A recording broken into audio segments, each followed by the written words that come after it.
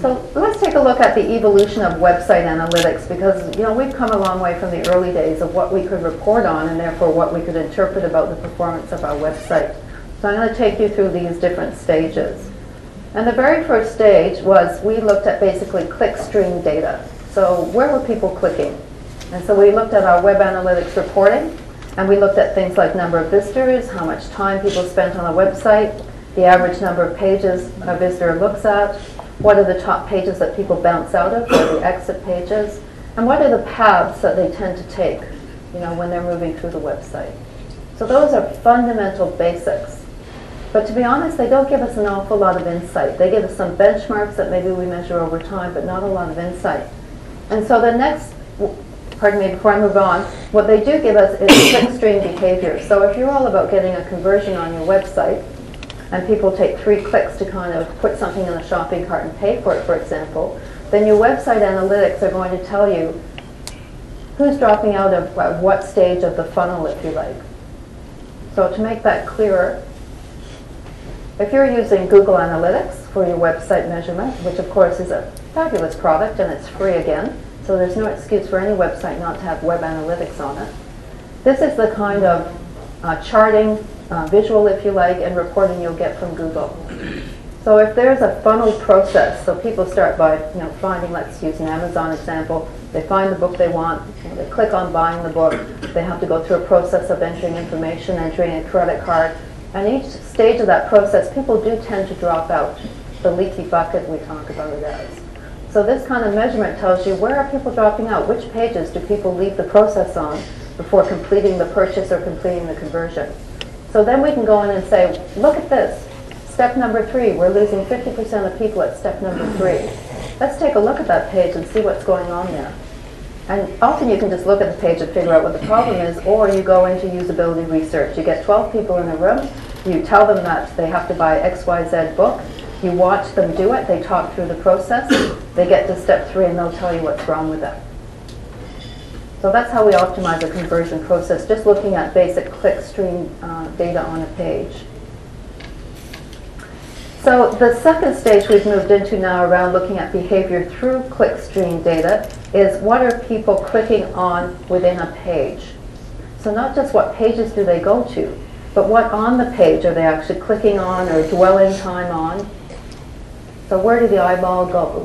Where does the click go? We're looking at things like click density. We also look at things like how does behavior differ by segment. So somebody who came from Yahoo versus somebody who came from Google. Are they looking at different pages, and are they doing different things within the pages, interested in different things?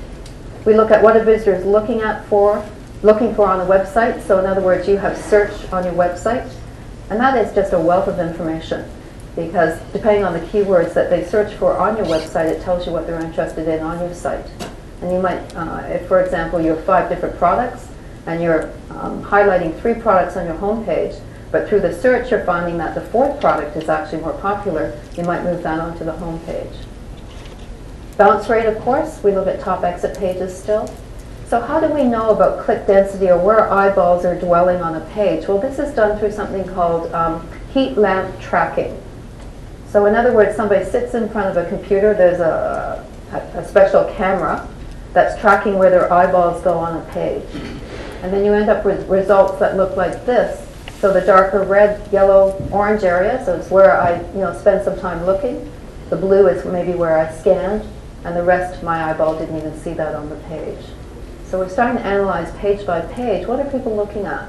What attracts them? Where do they spend time? Outcomes, so looking at the outcome side of analytics, in the very first stage it depends on your website, of course, what outcomes you're trying to bring about. If you're selling online, you're all about bringing about an online sale or e-commerce. So we look at how much revenue we generated and what did people buy, the actual what's. Support, so if it's all about a support customer service website, then we would look at things like problem resolution and timelines around resolving problems. If it's about lead generation, we'd look at number of leads. We've evolved with outcome metrics to the point of, if you're an e-commerce site, not only what did you buy, but why did you buy it? So we're starting to do more qualitative research to understand why you're buying that product. How likely you are to buy again.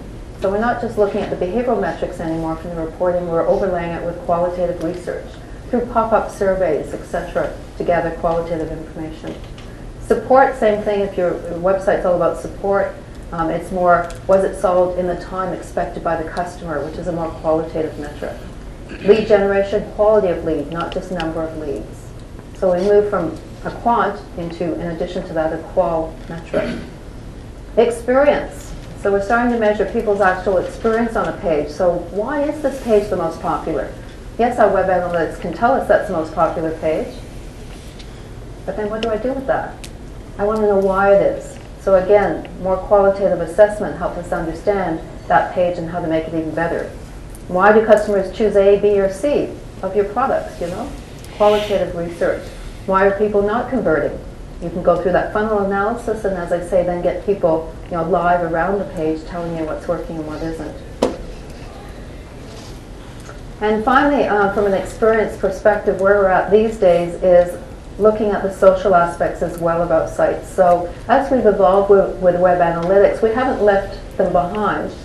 It's just accumulation of all of these analytics and approaches that we're using. So who is talking the most and about what? So the visitors to our site, what kind of buzz do they generate? How do we define our key influencers, as we spoke about yesterday? And again, we do this through more qualitative research. What are they talking about? Who are they talking to? How can we activate them on our social graph? So again, those social media monitoring tools for the listening help us understand within those people buzzing around the brand ecosystem, how many of them have been on our website before? How many of those are regular visitors? How many might already be in our database? So that's what we're trying to track as well. So that is a really quick overview of the evolution of the types of metrics through quant and qual research that we're looking at these days. So if you're using Google Analytics, for example, it's only going to give you quantitative metrics. You need to supplement that with some qual research to dig and really get some sentiment and why understandings.